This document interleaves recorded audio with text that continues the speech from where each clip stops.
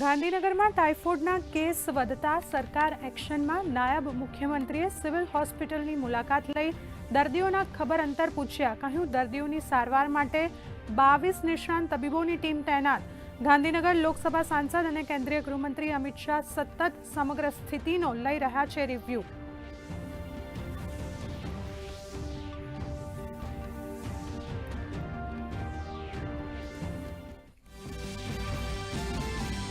Police ભરતીની તૈયારી કરતા ઉમેદવારો માટે મોટા સમાચાર. પીએસઆઈ એલઆરડીની શારીરિક કસોટીની તારીખ કરાઈ જાહેર. આગામી 21 જાન્યુઆરીથી રાજ્યના વિવિધ સેન્ટરો ઉપર દોડ અને અન્ય શારીરિક કસોટીઓનો થશે પ્રારંભ. 13,591 જગ્યાઓ માટે 14 લાખ ઉમેદવાર. ગ્રામ પંચાયતોના વિકાસ કાર્યોમાં ગતિશીલતા અને પારદર્શિતા લાવવા રાજ્ય સરકાર કટિબદ્ધ હોવાનું જણાવતા પંચાયત મંત્રી ઋષિકેશ પટેલની અધ્યક્ષતામાં યોજાઈ ડીડીઓ કોન્ફરન્સ. બેઠકમાં ગ્રામીણ સ્તરે ચાલી રહેલી વિવિધ વિકાસલક્ષી યોજનાઓના પ્રગતિની કરાઈ સમીક્ષા.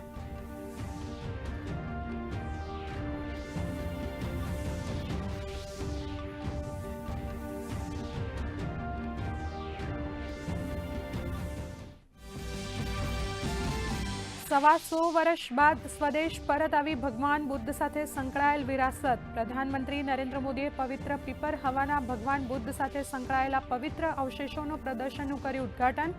પ્રધાનમંત્રીએ કહ્યું, આ સમય યુદ્ધનો નહીં, બુદ્ધનો.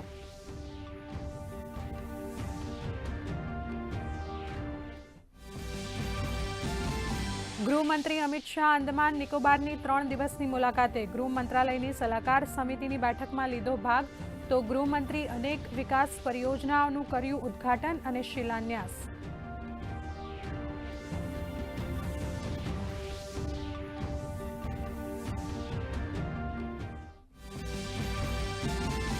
અમદાવાદમાં 82 વર્ષના વૃદ્ધને ડિજિટલ અરેસ્ટ કરી 7.12 કરોડની છેતરપિંડી. મની લોન્ડરિંગ, પોર્નોગ્રાફીની ધમકી આપી પડાવ્યા પૈસા.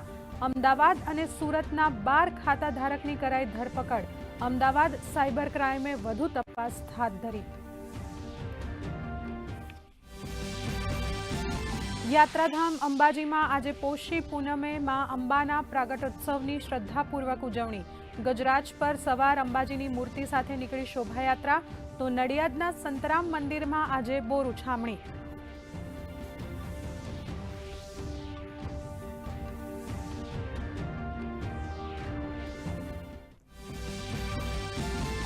અને રાજ્યમાં માવઠા બાદ ઠંડીનો ચમકારો. 7 ડિગ્રી લઘુત્તમ તાપમાન સાથે નલિયા સૌથી ઠંડુ. તો રાજકોટમાં 9.4 ડિગ્રી લઘુત્તમ તાપમાન.